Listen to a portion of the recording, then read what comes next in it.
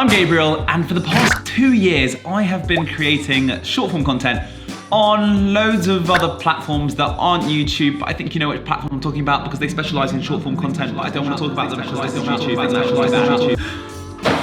That was a mouthful. In the summer of 2022, I quit my 9-to-5 job in finance to pursue a career in making videos online and on the internet. That sounds like a silly idea. Thanks for that.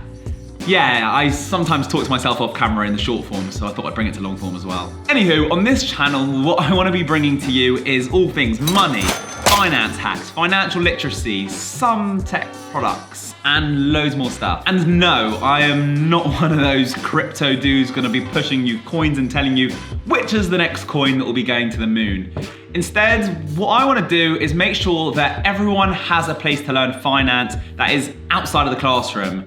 Because, well, finance just isn't taught in the classroom right now. So let's teach it somewhere at least. Are you teaching? I think he's only got like 300 subs. Shut up, we're on more than that now. If any of that sounds interesting to you, then feel free to stick around, watch some of my videos, maybe subscribe and like them. And if that doesn't sound appealing to you, well, then goodbye for now.